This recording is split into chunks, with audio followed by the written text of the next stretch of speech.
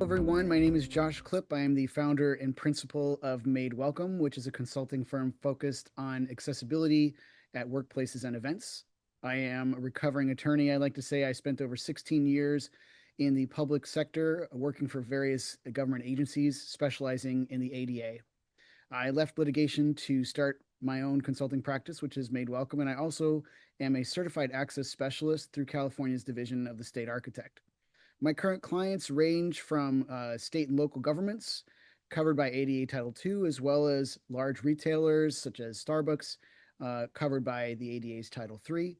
And I also teach a certification course on event accessibility.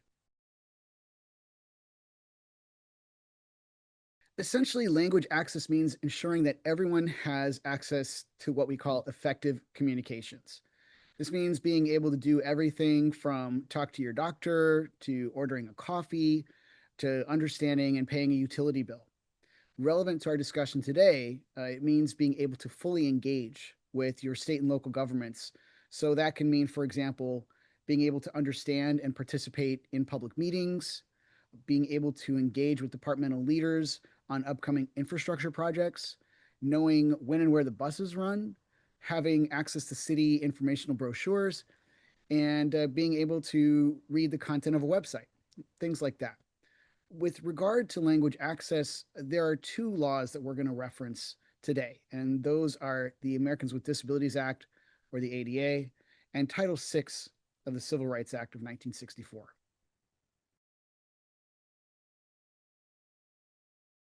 On April 24th, 2024, the Department of Justice's Civil Rights Division, or the Department of Justice, the DOJ, issued a final rule revising Title II of the Americans with Disabilities Act, so the ADA. We'll talk in a minute a little bit more about what Title II is, but basically the rule requires state and local governments to make their websites and mobile applications accessible for people with disabilities.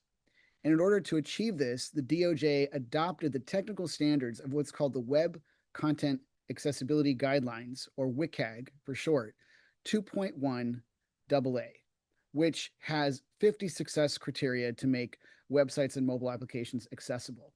This includes, for example, converting pictures and documents so that they can be read with assistive technologies for individuals who have vision loss. But pertinent to this conversation, it includes providing captions for live and pre-recorded videos for individuals who may be deaf or hard of hearing. The DOJ created deadlines by which state and local governments need to comply with this new rule. For public entities that serve fewer than 50,000 people, or for special district governments, they have to comply by April 24, 2027. But for state and local governments that serve 50,000 people or more, which is the majority of state and local governments, that deadline is April 24, 2026. So that's less than a year from the recording of this webinar. Yeah, so again, we're talking about Title II governments here, so state and local governments, not talking about the federal government. But to answer the question effectively, not much has changed. The Executive Order 14224 basically says that English is the official language of the United States. But that executive order also says that it, quote, shall be implemented in accordance with applicable law, unquote. And Title VI of the Civil Rights Act, that would be an applicable law here, and it prohibits discrimination based on race, color, and national origin in programs and activities that receive federal financial assistance. So, an executive order stating that English is the official language of our country cannot nullify or even modify an act of Congress, which is Title VI. Title VI is still the law of the land. And because Title VI applies specifically to national origin, which often aligns with speaking another language, there are just simply continuing obligations to provide translation services that we're going to be talking about today. So local public agencies, which are sometimes referred to as LPAs, LPAs that receive federal financial assistance must continue to provide meaningful access to programs, services, and activities for individuals who have limited English proficiency. In short, they still need to provide translation services.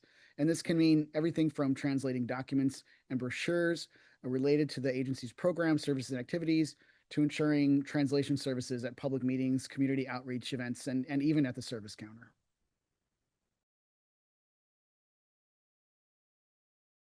Being super technical about it, Title One prohibits discrimination based on disability in employment. Title Two requires state and local governments to ensure disability access in program services and activities. And Title Three prohibits discrimination based on disability in places of public accommodation.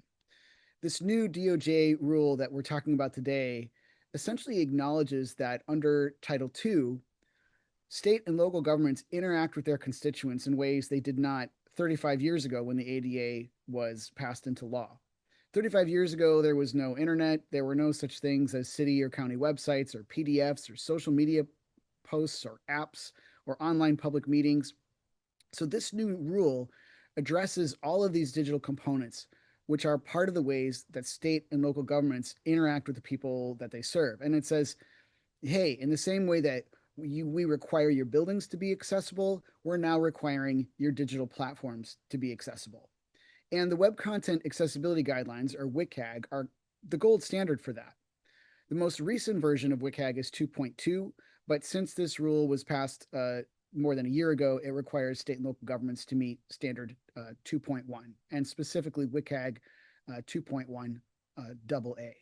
As for what state and local governments can do in order to proactively meet these requirements, and specifically AI based captioning, the first step is to look at WCAG 2.1 AA, its captioning requirements, and make sure that your AI captioning solution can meet all of those requirements. For people who use captions because they are deaf or hard of hearing, you need to look at WCAG 2.1 AA for what's called the success criteria as your primary considerations. These include, for example, a 99% captions accuracy rate. That includes correct spelling, grammar, and punctuation. You want to look at synchronization. Captions should be synchronized to the corresponding audio and visual content. These captions will need to be able to describe sounds other than speech. So that means captions need to be able to capture things like applause, sound effects, music, laughter. Captions should be able to identify who is speaking, especially in situations involving multiple speakers. You should be able to have captions that can be turned off, those are closed captions, versus captions that are always on, which are called open captions. And finally, there may be instances where you need to provide transcripts or audio descriptions depending on the type of content provided or presented. With respect to captions for people with limited English proficiency, it's basically all of those criteria above with the additional layer of translation into that person's primary language.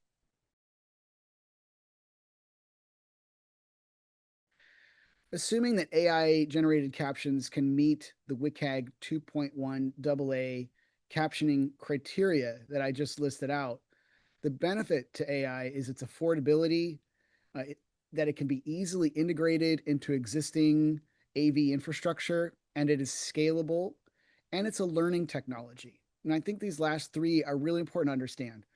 With most AI captioning and translation, you don't usually need to buy any new or special equipment to make it work. Additionally, AI captioning can easily scale, and it isn't limited to just a phone or just on a Zoom meeting or just projected onto a screen at the front of the room. It can be any or all of those. And because AI is a learning technology, it's constantly getting better. So, for instance, once you set up a glossary of terms, you don't need to keep doing that. You don't have to do it over and over again. You do it once and then it's set and it continues to learn and continues to improve. From there, you just keep adding and fine tuning. And so, for how all of this expands across functions, with many state and local governments, once you have a technology working successfully in one area, it can easily migrate to another. So, for instance, if your AI captioning meets these WCAG 2.1 AA success criteria for your Board of Supervisors meetings, it's not a stretch to put it into other state and local government functions, say your public works community outreach meetings or your park and rec capital projects community presentations.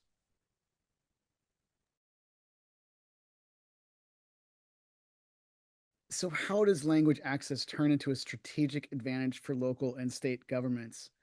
The first advantage is that it improves participation and improves engagement, and it fosters a sense of trust between diverse populations of constituents and state and local officials.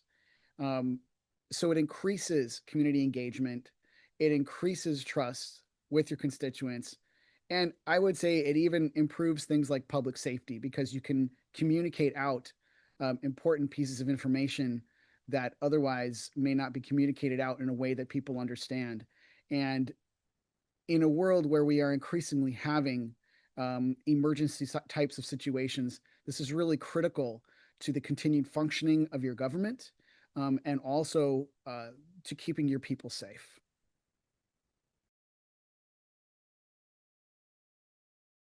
Bill 96 primarily applies to businesses operating within Quebec, but its effects can be felt across Canada due to the province's significant role in the Canadian economy. So while it doesn't apply to other provinces directly, uh, businesses operate nationally, and especially those with e-commerce or products that are sold in Quebec, and those will need to comply with the bill's language requirements.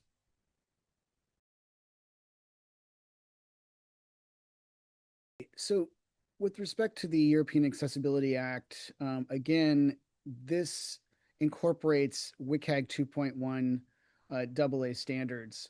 Um, and we already went over what the success criteria are for that for captioning, but just to review, that would include caption accuracy of 99%, including grammar and punctuation and spelling, synchronization, so real time captioning as words are being spoken without a lag, capturing nonverbal sounds such as applause or laughter or music, being able to distinguish between speakers, and that captioning again is closed versus open, meaning that you can turn it on and off rather than it being on all the time.